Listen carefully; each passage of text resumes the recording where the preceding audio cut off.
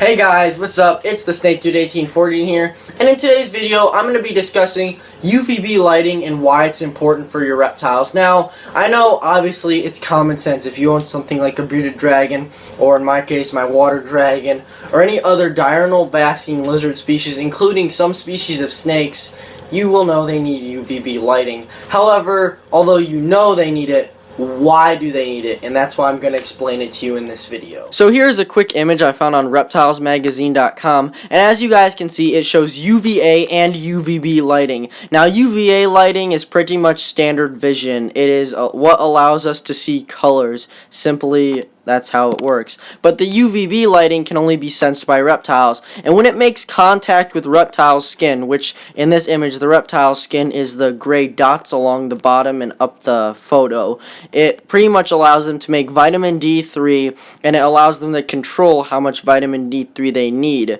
Then, of course, it helps the skin by improving their immune system as well as other functions. And this is where we're going to get into calcium and, when housing them in captivity, why UVB ratio is important.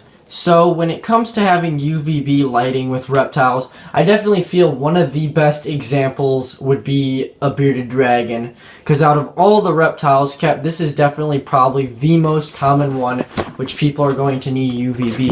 And as you can see, for his lighting, I have a 100 watt intense heat exoterra bulb and a 10% UVB compact fluorescent by ZoomEd. Now, some of you guys that are new to UVB might be wondering, what does 10% mean? Or there are other bulbs that are labeled 5% or 5.0, and that's where I'm going to start discussing it. But for those of you to quickly say hi, here is Rocky, chilling out as always. He recently got a new hammock, so he's enjoying himself, and he's got a #1 sticker because he's #1. So as I mentioned though, the UVB, there are 5.0 UVBs, or sometimes you might see them labeled as tropical fluorescent, and then there is 10% or desert fluorescent.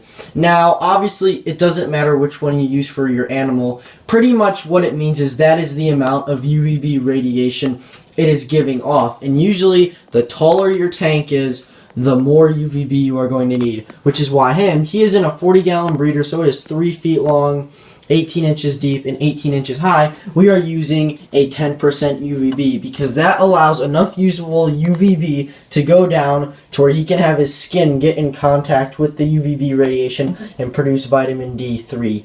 Pretty much, in a sense, they need the UVB radiation to make vitamin D3. That is why it is necessary for reptiles. Now, let's say you own a tropical animal. Do you need a 5% UVB? Well, how about we discuss that with my water dragon, and I'll get some of that stuff cleared up.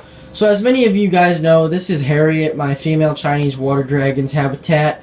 And when it comes to UVB lighting for her, I am also using 10.0 UVB.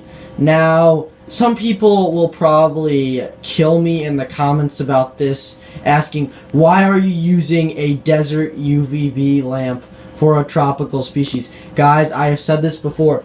It's not about the intensity of the bulb, but it's about how much it produces to be used. And so for her, she actually has her UVB mounted on the inside along this panel right here, which you will see a terrible selfie right now of where they are located.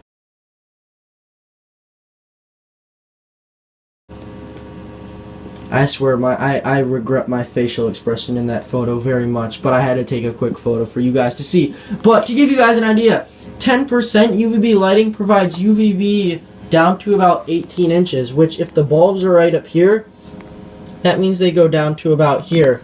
And that's her basking area, an area to sit. And then again, she's a tropical animal. If she wants to evade the UVB, she just goes down, which right now she is actually chilling out in her water. Sorry for the dirty glass, by the way, I clean it every other day. It's just this little missy loves to splash around, don't you, Harriet? she regrets nothing.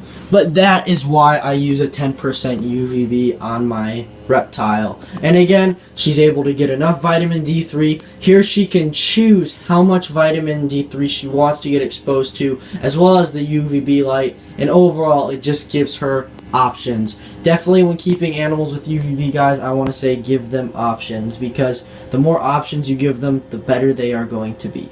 So I am aware that throughout this video I've mainly been discussing the use of 10% UVB bulbs, and on this quick little chart you can see here by ZoomEd, it really gives you an idea what the 5% UVB bulb really is. It's practically meant for shorter tanks. So let's say I was keeping Rocky the bearded dragon in a 36 by 18 by 12 habitat, then I would be using a 5% UVB, because that bulb would be strong enough to provide usable UVB for production of vitamin D3 in his skin at a 12-inch distance. However, since my animals are in taller habitats, I use 10% UVBs for that stronger penetration. If that makes sense, hopefully that got rid of most of the confusion for you guys. So that's it for this video, guys. I really hoped it helped clarify things when it comes to discussing UVB and keeping reptiles with it. Definitely take this into consideration when, discussing how tall you want to make your setup, or how long, or just in general, how it will benefit your animal, whether you're going to need an incredibly powerful bulb like a mercury vapor bulb, or you're just going to stick with 10.0s like I do. Either way, guys, I hope you enjoyed the video. If you liked the video, leave a like. If you want to see more, comment down below. And if you're new to the channel, hit that subscribe button. I always appreciate it. I'm uploading videos every week, and usually a live stream on the weekend, so be sure to join me for that. And until then, I will see you guys in the next video. Adios.